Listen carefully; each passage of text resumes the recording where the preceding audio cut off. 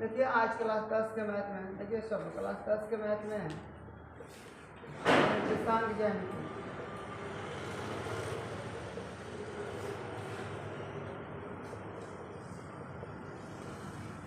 निर्देशांक ज्यामिति तो देख लीजिए क्लास 10 में निर्देशांक ज्यामिति से 2024 के लिए महत्वपूर्ण प्रश्न है। इससे ऑब्जेक्टिव क्वेश्चन बहुत ज़्यादा आपको ध्यान रखिएगा, ऑब्जेक्टिव बहुत हो जाएगा, सब्जेक्टिव भी हो जाएगा।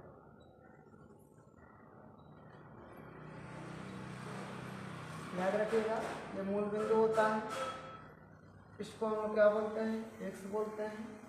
ये एक्स डैश हो जाता है, ये वाई होता है, ठीक है ना, वाई डैश होता है, वाई होता है। मूल बिंदु 1 2 3 4, 1 2 3 4, इधर माइनस होता है, पता है ना, 1 2 3 4 5, 1 2 3 4 5, ये माइनस होता है ना जी। 1 2 3 4, 1 2 3 4। आप याद रखिएगा, ये जो होता है ध्यान दीजिएगा सब लोग, इसको हम लोग एक्स अक्ष बोलते हैं, इसको एक्स निर्देशांक बोलते हैं, निर्देशांक बोलते हैं, इसको भुज बोलते हैं। क्या बोलते हैं? भुज बोलते हैं। याद रखिएगा, इसको हम लोग क्या बोलते हैं, वाई वाला को क्या बोलते हैं, वाई अक्ष, वाई निर्देशांक। इसको हम लोग वाई को हम लोग कोटि भी बोलते हैं। क्या बोलते हैं? कोटि। याद रखिएगा, कोटि होता है। ये आप लोग क्या कीजिएगा, ये प्रथम चतुर्थांश है, चाहे आपको हम लोग लिखेंगे चतुर्थांश 1, चतुर्थांश 1, चतुर्थांश 2, चतुर्थांश 3, चतुर्थांश कितना हो जाएगा, 4। चतुर्थांश कितना हो जाएगा, इसको हम लोग लिख देते हैं यहाँ पे कोटि। चतुर्थांश कितना हो जाएगा, चतुर्थांश कितना हो जाएगा, 4। अब आप याद रखिएगा होता क्या, प्रथम वाला चतुर्थांश रहेगा तो इसमें एक्स और वाई दोनों का मान का रहता है, प्लस प्लस रहता है।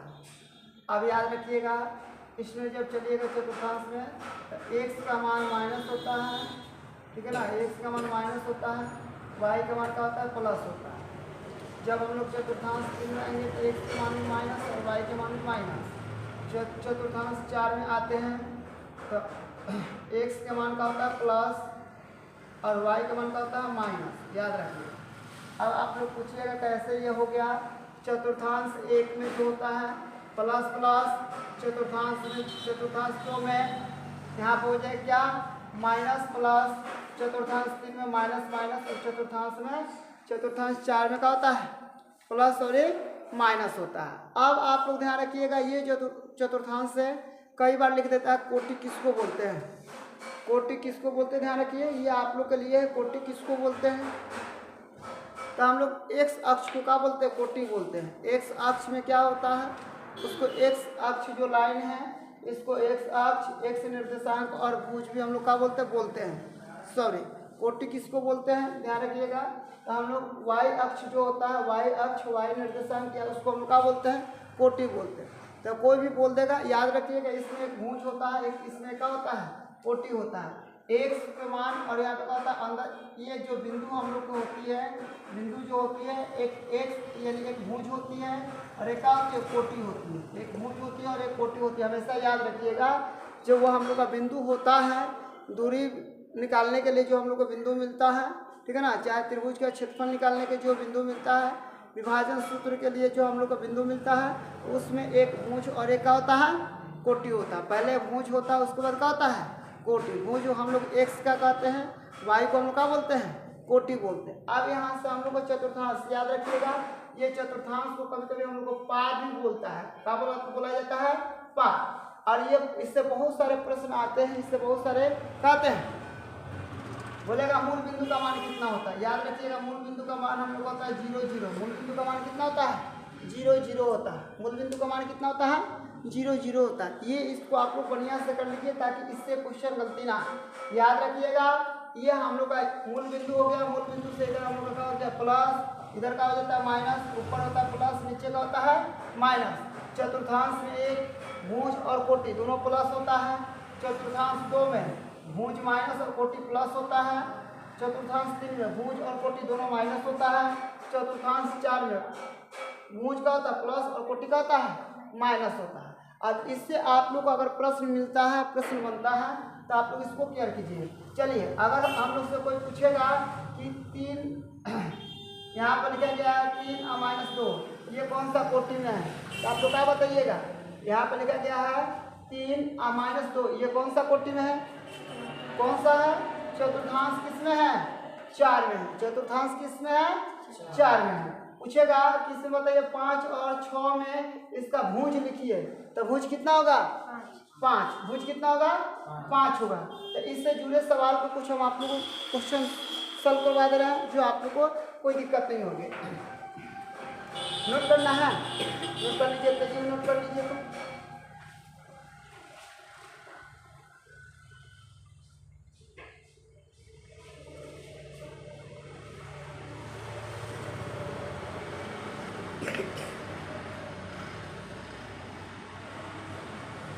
तो याद रखिएगा अगर आप लोग से कोई पूछ देगा ठीक है ना, एक्स अक्ष का समीकरण क्या होता है। एक्स अक्ष का समीकरण x बराबर 0 होता है। एक्स अक्ष का समीकरण क्या होता है x बराबर 0 होता है। वाई अक्ष का समीकरण क्या होता है y बराबर 0 होता है। एक्स अक्ष के समीकरण x बराबर 0 होता है। वाई अक्ष का समीकरण y बराबर 0 होता है। आप लोग इसको तुरंत नोट कर लीजिए।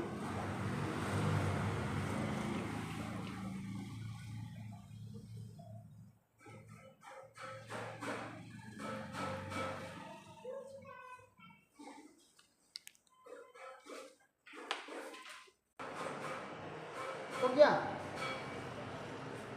चलिए आप लोग बताते चलिएगा, आप लोग थोड़ा सा क्लियर कर दीजिए। ये वस्तुनिष्ठ प्रश्न आज आप लोग को हम बता दें, इसमें से 12 से 13 प्रश्न आज मैट्रिक में पूछा जा रहा है। ये 10-15 सालों का अभ्यास मैं आप लोग को बता रहा हूँ, बार बार ये प्रश्न पूछे जाते हैं। एक चीज याद रखिएगा, यहाँ पर लिखा गया है यह बिंदु 0 0 को क्या कहते हैं, क्या कहते हैं। आप लोग इसको क्या बोलिएगा 0 0 जब आएगा तो कौन सा बिंदु कहलाता है मूल बिंदु कहलाता है। कौन सा बिंदु कहलाता है मूल बिंदु कहलाता है। ये बोलेगा याद रखिएगा। दूसरा नंबर प्रश्न बिंदु दे दिया है, बिंदु 3 और कितना है 5, 3 और 5 किस चतुर्थांश में स्थित है। आप लोग क्या बताइएगा इसमें किस चतुर्थांश में स्थित है। ये हम लोग का हो जाएगा, ये भुज है और ये हम लोग का है कोटि है। कोटि है ना, भुज और कोटि। तो याद रखिएगा ये प्लस है और ये क्या है माइनस है। और ये हम लोग का उत्तर किस में आ जाता है, उत्तर किस में जाता है, इसको हम लोग मूल बिंदु बोलते हैं। कौन सा बिंदु बोलते हैं मूल बिंदु बोलते हैं। ये कहा जाएगा चतुर्थांश किस में जाएगा 4 में। चतुर्थांश किस में जाएगा 4 में। चलिए देखिए बताइए, खड़ा होकर बोलिए, खड़ा होकर बोलिए ये किस में है -5 -6 ये किस चतुर्थांश में आएगा। ये 2 में कैसे आएगा, देखिए 2 में जो था, एक 2 में क्या था पहले माइनस और उसके बाद क्या था प्लस था। लेकिन ये चतुर्थांश 3 में क्या था, चतुर्थांश 3 में माइनस हुआ करता था। चतुर्थांश 3 में क्या हुआ था, हाँ भुज भी माइनस हुआ करता था और कोटि भी क्या हुआ करता था माइनस। भुज भी माइनस और कोटि भी क्या होता है माइनस। तो अगर माइनस रहेगा तो किस में जाएगा चतुर्थांश 3 में जाएगा। याद रखिएगा। आगे चलिए, यहाँ पर लिखा गया है -2 और 1 किस भुज में है, सॉरी किस कोटि में है, किस कोटि में है ये, सॉरी कोटि बोल रहे हैं, किस चतुर्थांश में है 2 में। किस में है। अगर इसमें से कोई पूछेगा तो बताइए, खरा को बताइए इसका भुज कौन है, इसमें भुज कौन है क्या बताइएगा। इसका भुज जो है हम लोग का ये -2 हो जाएगा। भुज कितना हो जाएगा? -2। और ये क्या हो जाएगा? कोटि। अगर कोई पूछेगा कैसे बताओ तो इसलिए x होता रहता है y। x को हम लोग क्या बोलते हैं? भुज। x को क्या बोलते हैं? और y को हम लोग क्या बोलते हैं? कोटि। y को हम लोग क्या बोलते हैं? कोटि। याद रखिएगा, इस टाइप का अगर क्वेश्चन आता है, ये परीक्षा के दृष्टि से आप लोग देख रहे हैं, परीक्षा के दृष्टि से बहुत महत्वपूर्ण है।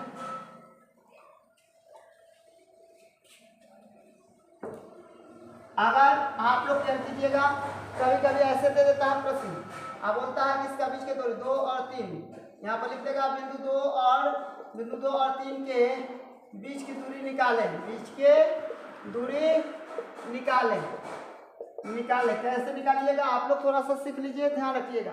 जब ऐसी बात आए, एगो बिंदु की बात आए, तो हल आप लोग कर लीजिएगा। इसके लिए सूत्र होता है, डायरेक्ट आप लोग कर लीजिएगा। सूत्र होता है रूट x स्क्वायर प्लस का आता है Y square. X square plus का आता है वाई स्क्वायर। डायरेक्ट 2 के स्क्वायर करो, कितना होता है? 2 के स्क्वायर कितना होता है? 4। 2 के स्क्वायर कर दो, अब प्लस यहाँ पर कितना हो जाएगा? 2 के स्क्वायर कर दो, अब प्लस यहाँ पर कितना के स्क्वायर? 3 के स्क्वायर कर दीजिए। तो 2 के स्क्वायर कितना होता है? 4। और यहाँ पर 3 के स्क्वायर कितना होता है? 9।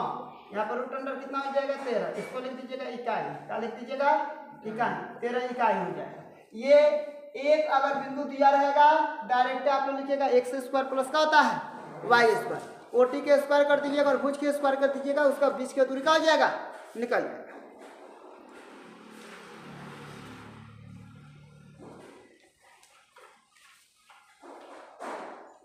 हो गया? चलिए एक बना के आप लोग दिखाइए।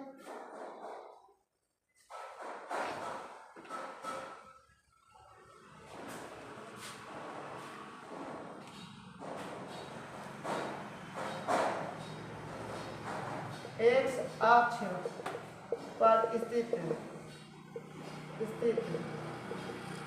बिंदु 3 और 5 का 3 और 5 की बीच की दूरी ज्ञात करें।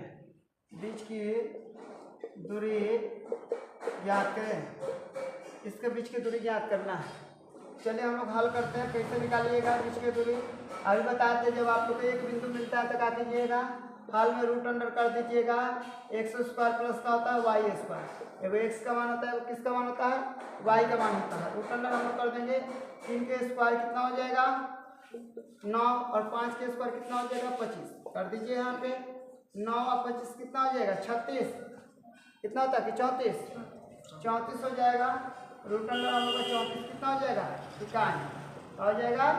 इकाई हो जाएगा। कितना हो जाएगा? इकाई हो जाएगा। कोई दिक्कत नहीं।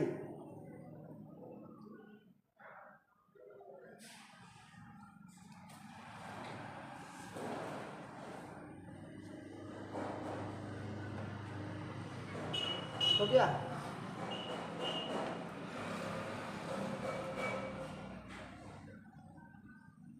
अगर कहीं ना आप लोग ऐसे परीक्षा में आ जाए तो आप लोग डरिएगा लो नहीं। देख लीजिए, अगर ऐसे भी परीक्षा में पूछा जाएगा, बिंदु 2 और 4 -4, बिंदु 2 -4 का एक्स नियामक कौन है? एक्स नियामक कौन है? अगर एक्स नियामक पूछे तब तो इसमें देखिए एक्स होता है, वो क्या होता है? वाई। तो एक्स नियामक पूछेगा तो उत्तर में डायरेक्ट क्या लिखिएगा? 2। क्या लिखिएगा? 2। आप पूछेगा कि वाई नियामक कहाँ? अगर पूछ देगा कि वाई नियामक याद रखिएगा। एक्स निर्देशांक जो होता है भुज को हम लोग नियामक एक्स नियामक भी कहते हैं, और कोटि को वाई नियामक भी क्या बोलते हैं। तो अगर बोलेगा कि वाई नियामक कौन सा, तो हम लोग कितना लिखेंगे? वाई नियामक के लिए माइनस कितना लिख देंगे? 4। माइनस कितना लिख देंगे? 4। माइनस कितना लिख देंगे? 4। वाई नियामक के लिए कितना लिख देंगे?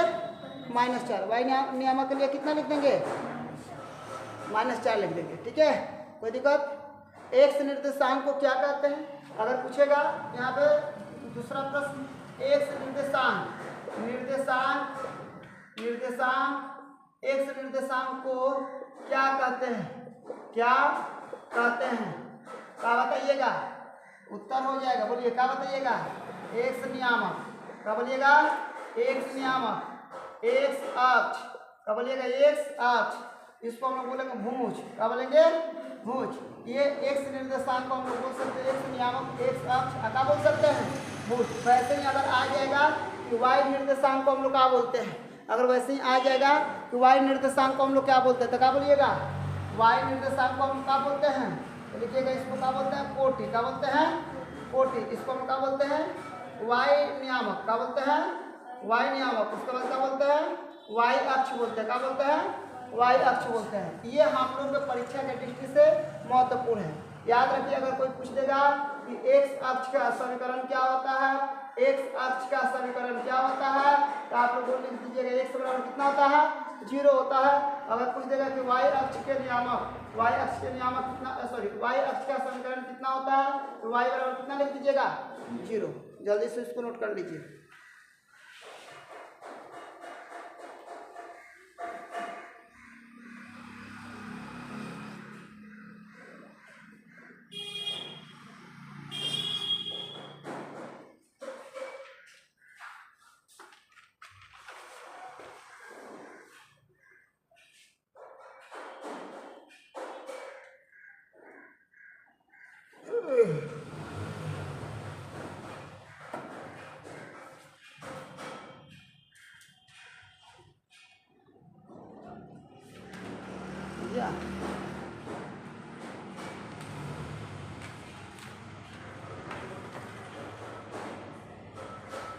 थोड़ा सा आप लोग इसमें के इससे जो संबंधित क्वेश्चन है पूरा क्लियर करा दें।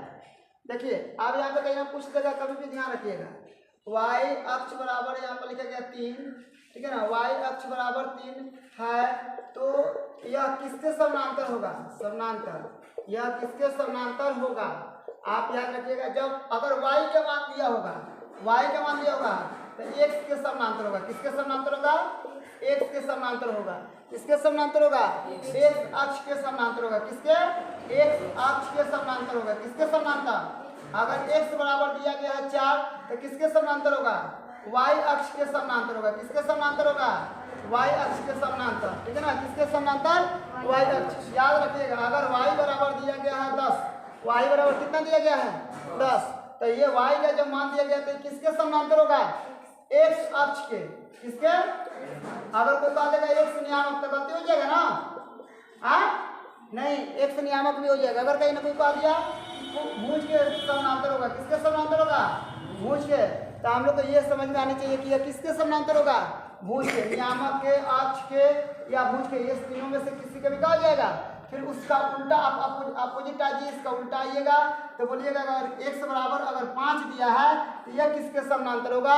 तो जब हम लोग का एक्स का मान किसके, जब एक्स का मान अगर मान के चले दिया गया है तो वह हम लोग के कोटि, वाई अक्ष और वाई निर्देशांक, वाई नियामक के क्या होता है, समानांतर होता है। ठीक है, कोई दिक्कत, ये महत्वपूर्ण एग्जाम से संबंधित। एक और भी परीक्षा में आप लोग को परीक्षा में एक और भी पूछा जाएगा, वो भी ध्यान रखिएगा कैसे पूछा जाएगा। यहाँ पर लिखा गया है, ठीक है, ध्यान रखिएगा, बिंदु एक्स वाई के की बीच की दूरी होगी, क्या होगी, पीयूष खरा को बताओ, क्या होगी, इसके बीच की दूरी क्या होगी, हाँ, यहाँ पर रूट का अंडर का हो जाएगा, रूट का अंडर एक्स स्क्वायर प्लस का हो जाएगा Y square, X square plus का हो जाएगा वाई स्क्वायर। अगर इससे संबंधित अगर कोई क्वेश्चन और भी बचा हो तो उसको देख लीजिएगा, वो भी हल हो जाएगा, सोल्यूशन हो जाएगा। ठीक है,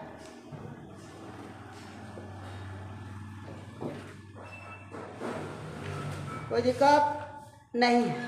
अब हम आप लोग इसको खत्म करने के बाद एक और भाग, इसका ये भाग 1 कर दे रहे हैं, भाग 1 बोल दे रहे हैं, और भाग आपको 2 बना दे रहे हैं। इसमें सब सूत्र होगा और क्या होगा, इसमें सब सूत्र हो जाएगा और सब इसका क्या हो जाएगा, क्वेश्चन हो जाएगा। जल्दी से इसको कर लीजिए।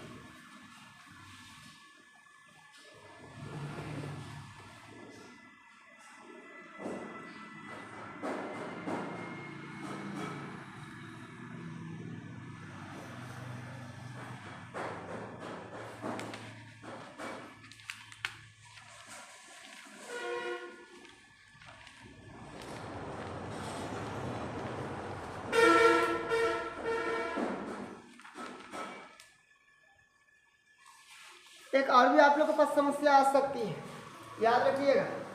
यहाँ पर आ जाएगा x बराबर 0, कितना x बराबर क्या है, x बराबर 0 किस अक्ष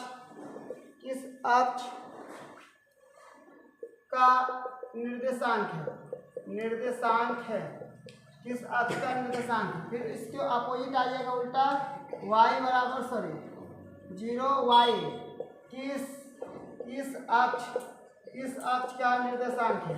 आप लोग कैसे बताइए किस अक्ष का निर्देशांक है, जल्दी से बोलिए। अब हम आपको बता रहे हैं, जिसमें y रहेगा, ठीक है ना, इसका मतलब y खत्म, तो किस अक्ष का हो जाएगा, x अक्ष का। किसका हो जाएगा, x अक्ष का। y है यहाँ पर 0 है, आया y बच गया, तो किस अक्ष का हो जाएगा, y अक्ष का हो जाएगा। y अक्ष को हम लोग क्या बोलते हैं, कोटि की भुज,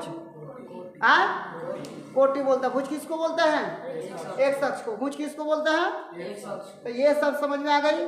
ये याद रखिएगा, परीक्षा में कोई नहीं काट सकता। परीक्षा में लगभग 10 नंबर के हर पेपर में जो आप लोग का सेट होगा, उसमें कम से कम 10-12 ऑब्जेक्टिव आप लोग को एकदम निश्चित तौर पर देता है, और हमेशा 4-5-6 साल से यह देते आ रहा है।